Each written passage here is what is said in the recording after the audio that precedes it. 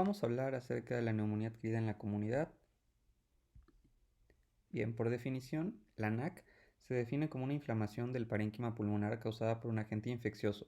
Esta infección resulta en signos y síntomas que indican una infección del aparato respiratorio inferior. Además, se asocia con evidencia de infiltrado pulmonar visible en radiografías de tórax, sin otras explicaciones para dichos hallazgos. La NAC se desarrolla en un entorno comunitario o durante las primeras 48 horas de hospitalización. Incidencia y hospitalización. La incidencia de la neumonía asociada a la comunidad varía entre 3 y 8 casos por cada 1000 habitantes anualmente. Con la edad y las comorbilidades, el riesgo de desarrollar neumonía asociada a la comunidad aumentará. Y el 40% de los pacientes con neumonía adquirida en la comunidad necesitan ser hospitalizados y aproximadamente el 10% de estos casos requieren cuidados intensivos.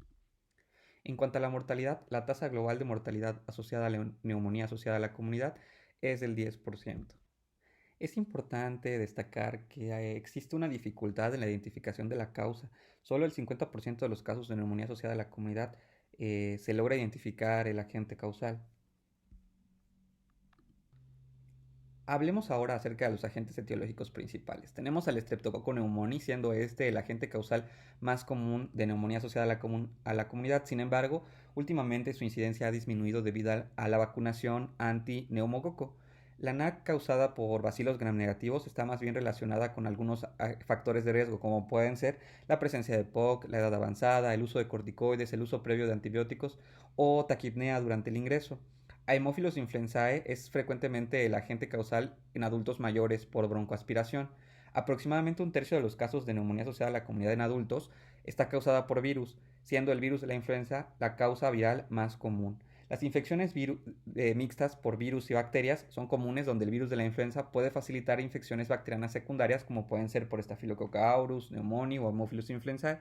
La neumonía asociada a la comunidad por Mycoplasma pneumoniae tiende a ocurrir en pacientes jóvenes sin comorbilidades significativas, presentando cuadros clínicos más leves. La vacunación contra el neumococo. Como bien les dije hace un momento, la vacunación contra el neumococo ha hecho que el agente etiológico disminuya. Por lo tanto, la vacuna de polisacárido de neumococo PPSB, recomendada para prevenir la enfermedad por neumococo invasiva en adultos sanos, esta vacuna ayuda a proteger contra enfermedades graves causadas por el neumococo como la meningitis y la bacteriemia.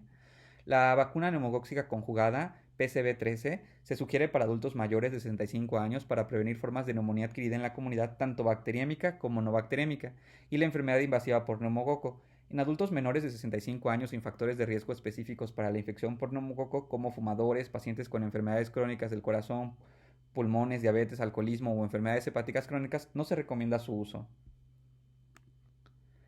Vacunación contra la influenza. Se destaca que la vacuna contra la influenza ofrece una protección moderada contra el virus, confirmable por pruebas virológicas. Estas vacunas son importantes para reducir el riesgo de enfermedades graves y complicaciones asociadas con la influenza. Factores de riesgo para la influenza severa incluyen ser menor de 5 años o mayor de 65, tener enfermedades crónicas como pueden ser enfermedades pulmonares, cardíacas, diabetes, enfermedades neuromusculares, condiciones de inmunosupresión como el VIH, estar embarazada o tener obesidad. Recomendaciones de inmunización. Se aconseja una dosis única anual para todas las personas con la excepción de niños menores de 8 años que no han sido previamente inmunizados o quienes puedan requerir 2 dosis.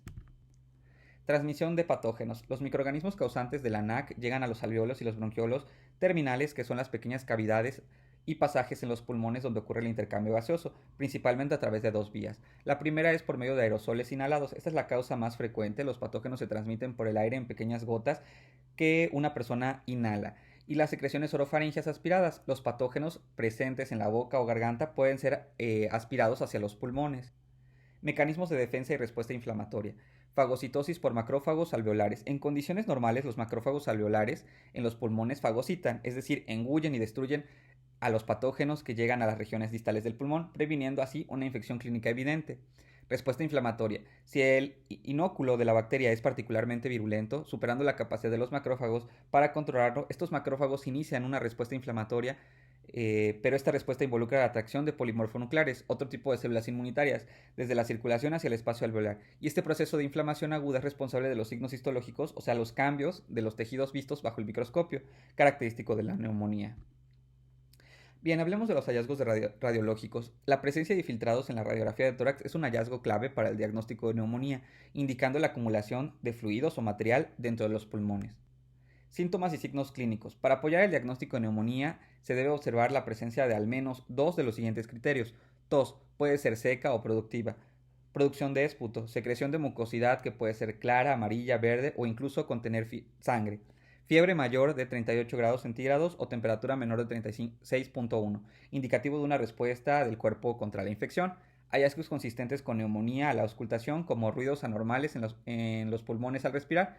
Leucocitosis mayor de 10 a la 10 a la 9, con presencia de glóbulos blancos, o leucopenia menor de 4.5 por 10 a la 9, indica una respuesta inmune a la infección.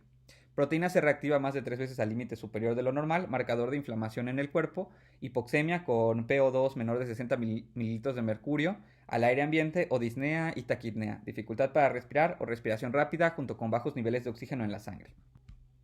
Exploración física. Variaciones en la presentación de la fiebre en adultos mayores. La fiebre es menos confiable como indicador. Los pacientes con sepsis o enfermedades subyacentes graves pueden presentar hipotermia en lugar de fiebre. Taquipnea y taquicardia, respiración y ritmo cardíaco acelerados. Hallazgos de la auscultación, la egofonía, aumento de la resonancia de la voz o sonidos respiratorios bronquiales pueden ser indicativos de neumonía. Radiografía de tórax y ultrasonido. La radiografía de tórax se recomienda para todos los pacientes con síntomas sugestivos de neumonía. La evidencia radiográfica incluye consolidación o derrame pleural, pero no es determinante para establecer un diagnóstico etiológico específico. El uso de ultrasonido se sugiere como alternativa cuando se dispone de los recursos, ofreciendo de los detalles adicionales sobre la condición pulmonar. La tomografía computarizada tiene mayor detalle de la lesión y severidad. Las tomografías ofrecen una descripción más detallada de las lesiones pulmonares y su gravedad en comparación con las radiografías de tórax. Biomarcadores. Procalcitonina y proteína C reactiva. Estos biomarcadores son útiles para predecir la mortalidad, complicaciones y la respuesta al tratamiento en pacientes con NAC. Diagnóstico etiológico. La tinción de Gram del esputo es un examen diagnóstico confiable para identificar el agente etiológico de la NAC bacteriana, facilitando la selección del tratamiento antibiótico inicial. El hemocultivo NAC severa, recomendado antes de iniciar la terapia con antibióticos para identificar agentes infecciosos específicos que podrían influir en la elección del tratamiento.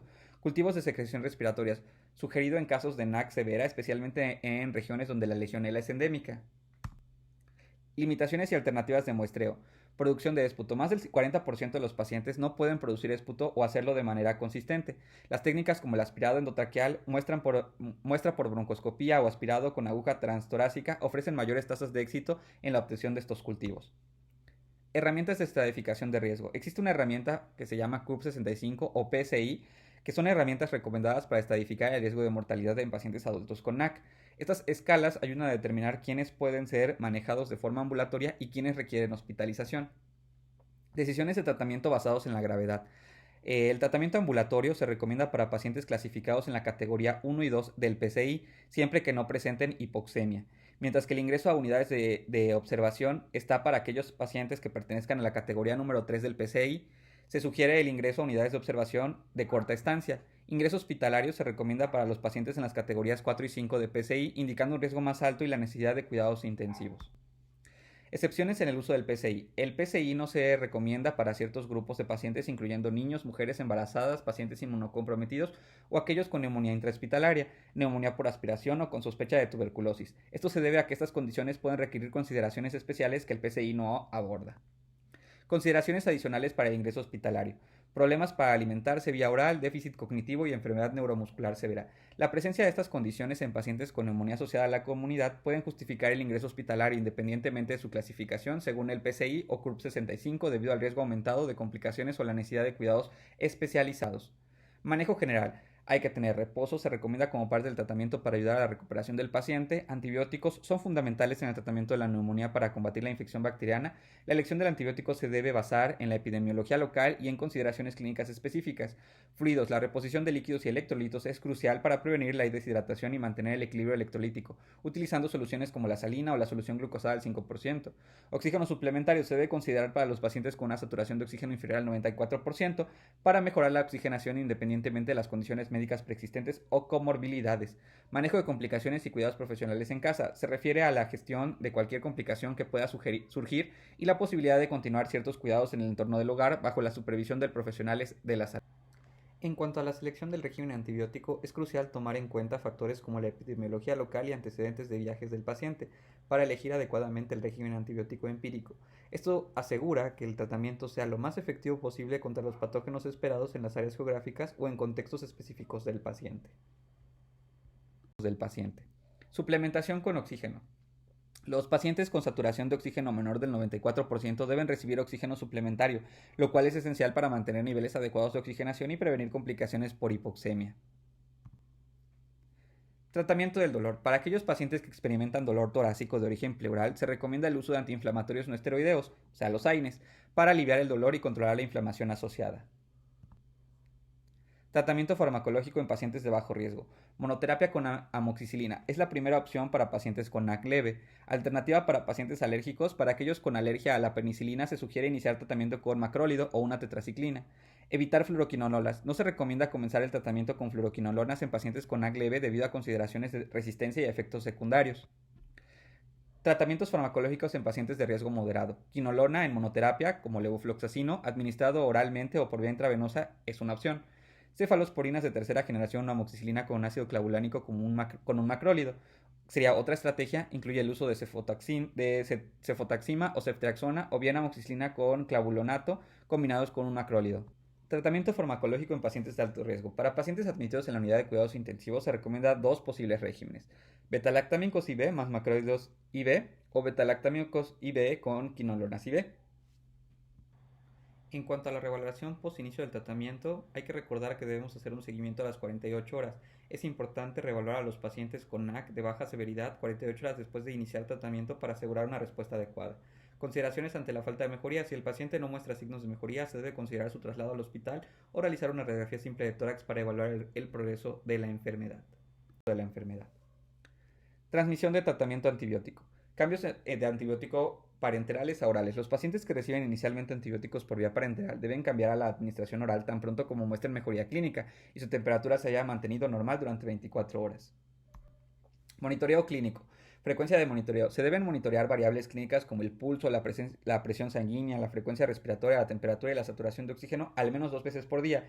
Este monitoreo debe intensificarse en casos de neumonía severa o cuando se requiere terapia con oxígeno. Criterios prealta. Condiciones prealta a domicilio. Antes de considerar el alta, los pacientes no deben exhibir más de los siguientes síntomas: fiebre superior a 37.8, frecuencia cardíaca mayor a 100, frecuencia respiratoria mayor a 24, presión sanguínea sistólica menor a 90, saturación de oxígeno menor a 90 e incapacidad para tolerar la vía oral o estado mental anormal. Seguimiento posalta. Consulta de seguimiento. Se recomienda una cita de seguimiento de 6 semanas después del alta con el médico de atención primaria o la unidad hospitalaria correspondiente. Se debe realizar una radiografía de tórax a aquellos pacientes con síntomas persistentes, signos físicos de preocupación o alto riesgo de patología maligna, especialmente en pacientes mayores de 50 años. No es necesario repetir la radiografía en pacientes cuya recuperación clínica haya sido satisfactoria al momento del alta. Expectativas de mejoría y manejo del tratamiento antibiótico. Mejoría clínica esperada. Los síntomas suelen mejorar 2 a 3 días. Manejo del tratamiento antibiótico. No se recomienda modificar el tratamiento antibiótico empírico antes de las primeras 72 horas, salvo que haya deterioro clínico significativo o se obtengan resultados de cultivo que justifican un cambio. Evaluación de síntomas y signos. Persistencia de síntomas. La fiebre puede persistir entre 3 y 6 días y la tos alrededor de una semana.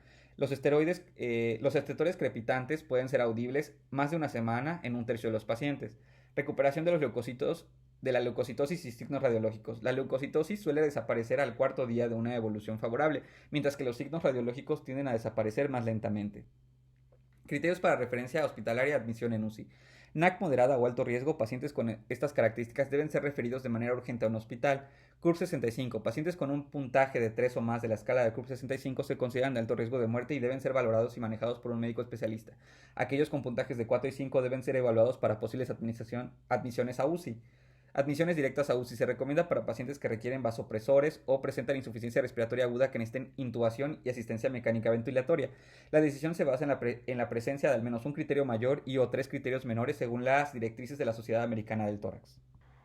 Bien, por último les presento la bibliografía que utilizamos para realizar esta clase. Les agradezco su atención.